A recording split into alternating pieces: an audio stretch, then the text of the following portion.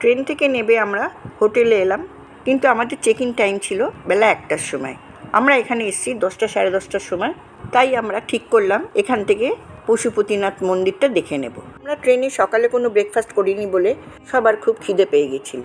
সুমনার হাতে তৈরি চিড়ে ভাজা, বাদাম মাখানা, হাতে তৈরি মশলা দিয়ে মুড়ি মাখাই হলো আমাদের ব্রেকফাস্ট। এরপর আমরা বেরিয়ে পড়লাম পশুপতিনাথ মন্দিরের দিকে। আমি আগের ভিডিওতেই জানিয়ে দিয়েছি কাশী বিশ্বনাথ ধামের ভেতরেই আমাদের হোটেল ছিল, সাউদার্ন গ্র্যান্ড হোটেল।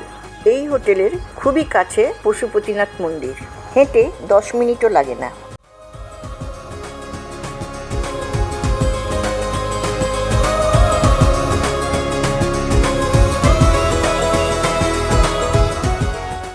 এখান দিয়ে কোনো যাবার রাস্তা আছে কিনা সেটাই শ্রাবণে জিজ্ঞেস করতে গেছিল।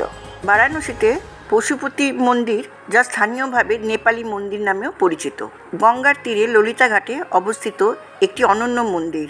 1900 শতাব্দীতে নেপালের রাজা বাহাদুর শাহ নির্মাণ করেন, যা কাঠমান্ডুর পশুপতিনাথ মন্দিরের আদলে তৈরি এবং কাঠ ও টেরাকোটার চমৎকার স্থাপত্যের জন্য বিখ্যাত।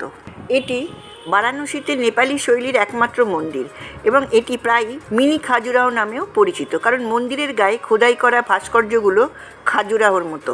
অত্যন্ত পবিত্র মন্দির, যেখানে ভগবান পশুপতিনাথের পুজো করা হয়। মন্দিরটি নেপাল থেকে আনা কাঠ অর্থাৎ শাল কাঠ এবং নেপালি কারিগর দ্বারা নির্মিত, যা ভারত নেপাল মৈত্রীর নিদর্শন। এই মন্দিরটি নেপালি প্যাগোডা শৈলীতে নির্মিত। এই গঙ্গার ওপর দিয়ে নৌকা চলাচল করে, আর পর্যটকরা এই নৌকা চেপে বেনারসের ঘাট পরিদর্শন করেন। এই গঙ্গার ওপর দিয়ে প্রচুর নৌকা চলাচল করছে, আর এর ভিউটা এত সুন্দর লাগছে কিছু বলার নেই।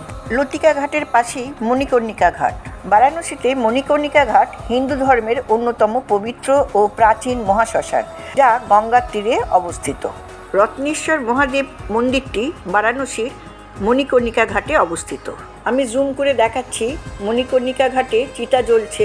এই চিতার আগুন নাকি কখনোই নেভে না, কারণ এখানে 24 ঘন্টা অবিরত অন্ত্যেষ্টিক্রিয়া চলে। কথিত আছে এই স্থানে দাহ হলে আত্মা মোক্ষ লাভ করে এবং জন্ম মৃত্যুর চক্র থেকে মুক্তি পায় বলে বিশ্বাস করা হয়। পৌরাণিক বিশ্বাস অনুযায়ী সতীর দেহত্যাগের পর শিব যখন সতীর দেহ নিয়ে প্রলয় নৃত্যে মেতেছিলেন, তখন দেবীর কানের অলঙ্কার বা মণিকর্ণ এখানে পড়েছিল, তাই এই স্থানের নাম মণিকর্ণিকা ঘাট। মণিকর্ণিকা শব্দের অর্থ হলো রত্নখচিত কানের দুল বা অলঙ্কার।